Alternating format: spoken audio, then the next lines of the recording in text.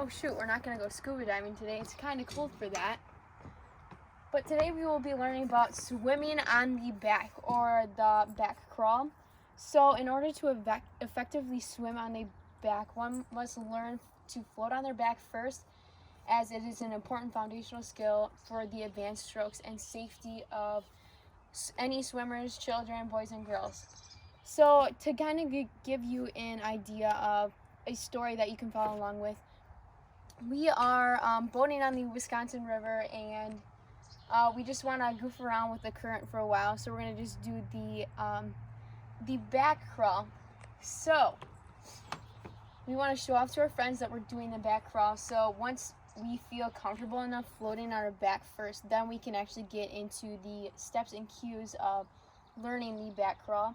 So the back crawl is actually the only competitive stroke on the back in swimming, which is kind of cool, I think. Anyways, making it fun and pretending that you are a starfish on the beach. So just focusing on the floating position first, focusing that we're a star. So we're gonna have obviously we will not have flippers on, but we will have our arms out like so and our legs apart. So just keeping a star position. Some interesting ways that you can help just float in the water is tilting your chin up and breathing in through your nose and then out through your mouth. And then also a main focus of floating on your back while in the water is making sure your belly button is pointing to the sky or to the ceiling, wherever you may be. So that's kind of an important aspect that you should focus on while you are trying to learn the cues and steps of the back crawl first. So just getting the back float position down first will really help you progress your back crawl. So just some cues and steps to kind of keep swimming on the back in mind is keeping your back slightly rounded. We don't want to over round our back, but we want it slightly rounded to help our stroke as we are going.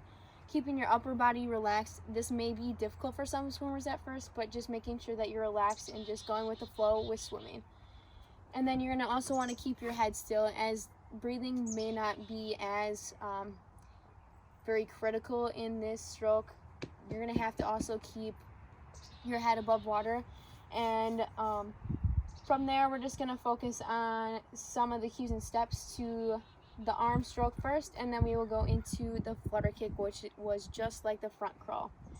So first, when you're doing the arm stroke, your arms are going to move in opposition. Like I said in the other video, your arms will be moving opposite of one another in this. So remember, we are on our back this time, and we're going to show off to our friends that we're doing this cool move, the backstroke, or maybe just trying to fight the current using the backstroke.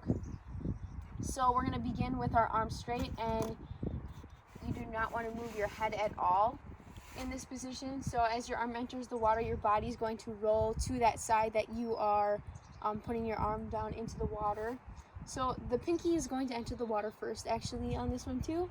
The pinky will enter the water, and then from there, with the whole hand just outside the line of the shoulder, so it should be as in line with the shoulder as possible, just outside. The palm will face out with the wrist slightly bent, and then you will be able to bend your elbow and fingertips pointed towards the side of the pool. So if I'm facing this way, the side of the lake or the pool will be this way. So I'm going to swing my arm down, my hand's going to be facing outward, and then I'm going to come all the way up and turn my palm outward again, and then I'm going to be coming backward. Pinky hits the water first, my arm's here. So just in opposition, we're going to be coming here. And then just the flutter kick again is keeping your ankles loose while you're doing this. So our toes will actually be hitting the tip or the surface of the water, as our heels were actually hitting the top of the water in the front crawl. So our toes will actually be hitting the front or the tip of the water this time. So you're going to straighten your leg, you're going to just snap your foot up. It's going to hit the surface of the water. These flippers may actually help me because there's a lot more surface area and a lot more area for us to kick with. So the toe should just reach the surface, and then you're going to pull down on the downward kick. You're going to keep your leg relaxed and then almost straight. and you're just continuously doing this. This is the same kick again that's used in the front crawl.